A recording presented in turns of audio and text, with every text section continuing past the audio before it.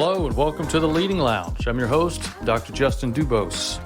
Here in the Leading Lounge, we talk with today's leaders and unpack lessons learned and being learned from a career of leading and communicating in their field. These conversations are designed to be both informal and informative, and we want to equip you with wisdom and tools to empower you as a leader where you are and where you want to be. Hey everybody, welcome to episode 41 of the Leading Lounge podcast. So glad you could join me here today. This is going to be our last leadership tips and tools for this season. And if you've been keeping track, we go all the way back to last season. Episode 26 was actually the first leadership tips and tools. And we've been unpacking every other episode since then. And what we're doing, if you're just kind of jumping in, is we're just following this book, The Leadership Challenge, 6th edition by Causis and Posner. The link, every one of these leadership tips and tools episodes, the link is in, if you're watching on YouTube, the video description. If you're watching on a podcasting platform, the link is in the show notes. So you can purchase it, you can follow along, or you're welcome to just keep tuning in to these episodes and kind of get the summary, get the Cliff Notes version of it from me.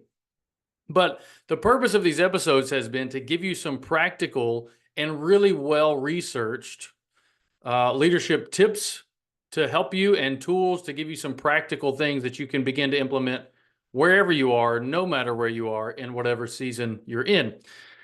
So for this episode, I'm taking a phrase out of, it's chapter 8. We've been going one chapter at a time. Episode 39 was in chapter 8, but actually we're going to stay there because there's just so much good stuff there. There's a phrase in chapter 8 that is incredibly useful. It's really, really powerful, but really useful. And I stole that phrase, and it's going to be the title of this episode, and it is Dream Big, Start Small. Dream big, start small. That one phrase captures, I think, the essence of leadership, particularly as we talked about in episode 39, as you begin to push out and take some risks, as you begin to call people and lead people into new territory. And as we talked about in episode 39, as you do that, you're going to find different levels of discomfort from people as you lead them and as you ask them to change. And as change begins to affect them personally, you're going to find different levels of response to that. So to help you in that, continue to dream big, have these big visions, big aspirations on the one hand, and then on the other hand, start small. Give people some practical steps they can follow to see and measure the progress. It's super duper important. I'm just going to read to you, there's a particular example or case study that comes in chapter 8. And it's from a guy named Gary Jameson. He was the executive director of Comcast Silicon Valley Innovation Center. And while he was leading people to work on this multinational networking company, this huge project, here's what he had to say. At the start of the project, there was this general belief that it could never be completed. It was important to prove to the team early in the project that it could be achieved. To do so, I structured the project so that key early milestones had significant and distinct deliverables that could be seen as clear achievements under difficult circumstances. Making these early milestones gave the team members confidence in their ability to deliver. I then ensured that intermediate milestones were announced as small achievements within the larger project, and demonstrated the benefits of achieving the milestone. And this helped to build not only excitement, but also momentum. You got to have excitement. You also got to have momentum. Here's one tip or tool for you if you don't already know this. As you cast a big vision and as you push people into new territory to do things they've never done before, you're going to get different levels of resistance, right? And what you're also going to find is that as you dream big and you say, this is what we're going to do, this is where we're going, this is what we're headed, that not everyone will have the innate ability to dream that dream with you.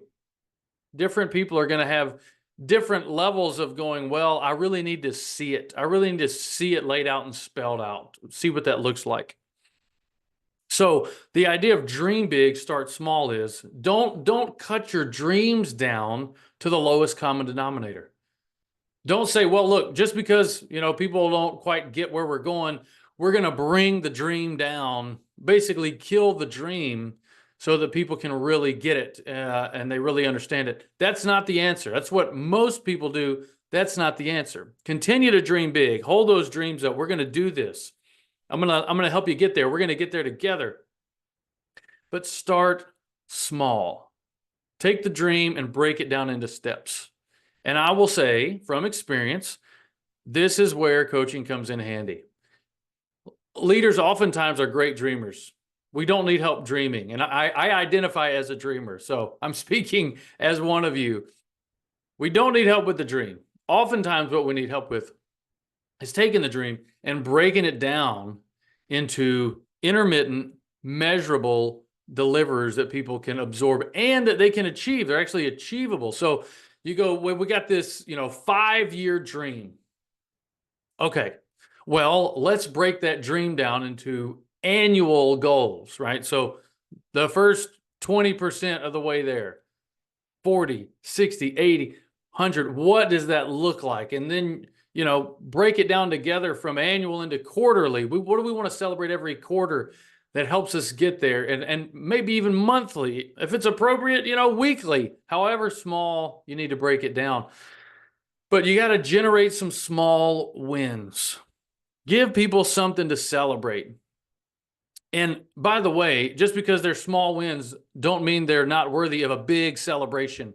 Your small wins are actually really big wins because you're moving toward fulfilling your vision and your dream, and it's huge. So don't treat small wins like small wins. Know in your mind that, hey, these are small wins because we haven't achieved yet, but celebrate the small wins as though they're humongous.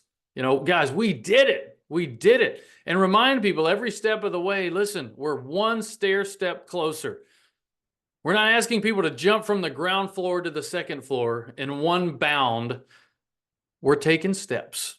And this was the first step. This was the 4th step. Guys, this was the 13th step. We're almost there. Celebrate those things. It will really, really, really help.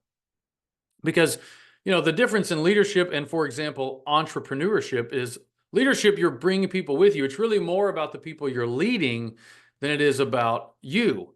And so leadership is going, hey, we're going to get there together. Let's set these incremental goals and we can achieve them together. And it's going to build excitement. It's going to build momentum. I'll give you one example that relates to Communicate to Care. Communicate to Care was birthed. And by the way, it's episode 23 of this podcast. If you want to go back and listen to it, it's called Justin's Journey. It's just my story. But Communicate to Care was birthed out of this big dream, this big vision of, I took a mission trip down to Honduras and I met with some educators and missionaries, and they had a school, but they were telling me down the road problems of people, not being literate, people being sent out from Christian education and not having the tools they need to even, minister well. And so I said, well, hey, let's start a seminary.